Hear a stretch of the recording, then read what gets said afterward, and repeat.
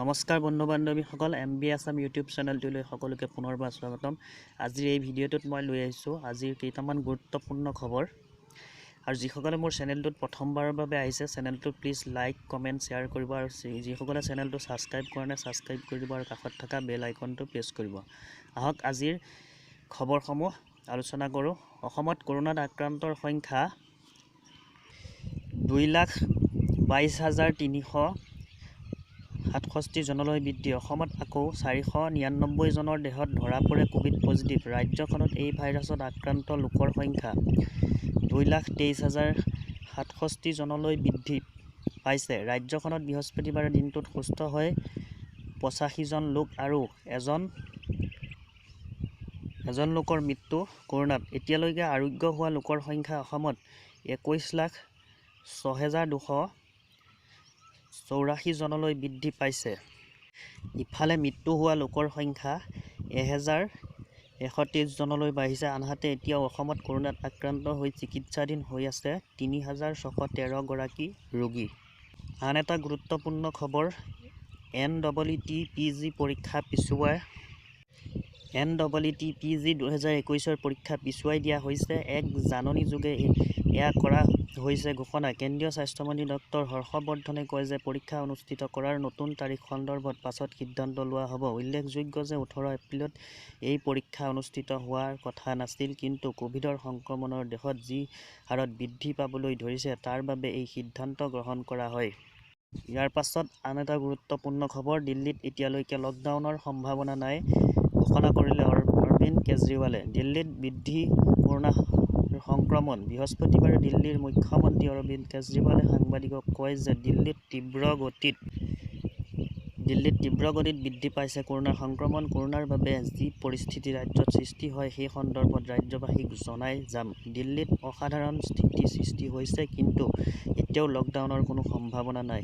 ইয়াৰ পিছত আন এটা গুৰুত্বপূৰ্ণ খবৰ, ৰাজ্যজুৰি পহিলা বহাগ উদযাপন। পহিলা বহাগৰ দিনটোত ঢোল পেঁপা গগনা মাত মুখৰিত হৈ পৰিলে সমগ্ৰ ৰাজ্য। লগতে পূৰ্বৰ ঐতিহ্য আৰু পৰম্পৰা ৰক্ষা কৰি মথুৰাপুৰত চৰাইদেউ আঞ্চলিক ছাত্ৰ সন্থা উদ্যোগত মথুৰাপুৰবাসী সহযোগ প্ৰতি বছৰৰ দৰে এইবাৰো মথুৰাপুৰ উচ্চতৰ মাধ্যমিক বিদ্যালয় প্ৰাংগণত 10ম বাৰ্ষিক মুকলি বিহু অনুষ্ঠিত কৰিছে। ইয়াৰ পিছত আন এটা গুৰুত্বপূৰ্ণ খবৰ, বৰপেটা সত্ৰত পৰম্পৰাগত বৰ্ষফল গণনা। ৰাজশাসনৰ অধিপতি গ্ৰহ মংগলে মন্ত্ৰিত্বৰ ভাৰ লোৱাত ৰাজ্যত বিজেপিয়ে চৰকাৰ গঠন কৰিব। আনহাতে জন্মফল গণনা অনুসৰি সৰ্বানন্দ সোণোৱালে পুনৰ মুখ্যমন্ত্ৰীৰ আসন অধিষ্ঠিত হ'ব। মহাপুৰুষ শ্ৰী শ্ৰী মাধৱদেৱে স্থাপিত ঐতিহ্যমণ্ডিত বৰপেটা সত্ৰত 1428 ভাস্কৰাচাৰ্যৰ পৰম্পৰাগত বৰ্ষফল গণনা কৰি বৰপেটা সত্ৰৰ দৈৱজ্ঞ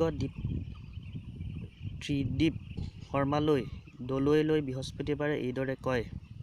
শুক্ৰবাৰৰ নিশা 10 বজাৰ পৰা দিল্লীত সান্ধ্য আইন ঘোষণা। দিল্লীত ক্ৰমান্বয়ে বৃদ্ধি পাইছে কোভিডৰ সংক্ৰমণ। কৰোনা সংক্ৰমণ ৰোধ কৰিবলৈ শুক্ৰবাৰে 10 বজাৰ পৰা দিল্লীত সান্ধ্য আইন ঘোষণা। সোমবাৰে সন্ধিয়া 6 বজালৈ দিল্লীত অব্যাহত থাকিব নৈশ সান্ধ্য আইন।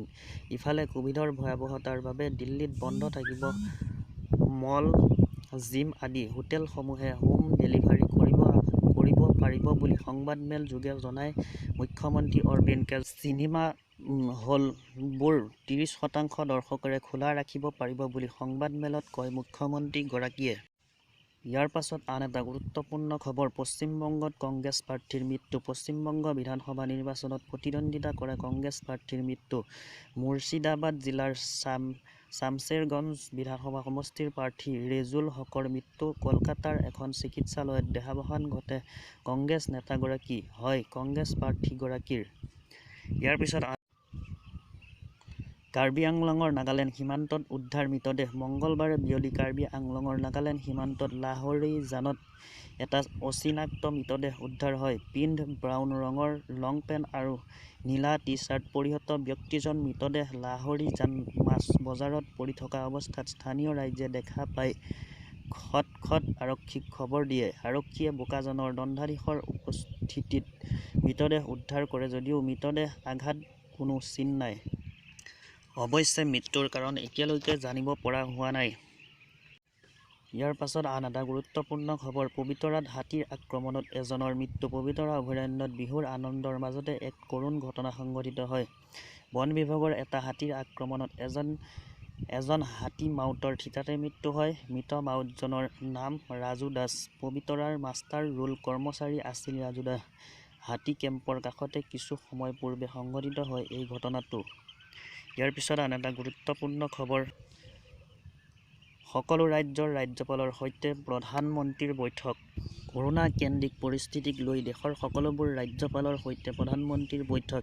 শেহতীয়া ৰাজ্যসমূহৰ পৰিস্থিতিক লৈ কৰা হৈছে পৰ্যালোচনা। বৰ্ধিত সংক্ৰমণক লৈ চিন্তিত হৈছে কেন্দ্ৰীয় চৰকাৰ। এই বৈঠকত ভাগ লৈছে দেশৰ উপ-ৰাষ্ট্ৰপতি ভেংকায়া নাইডু।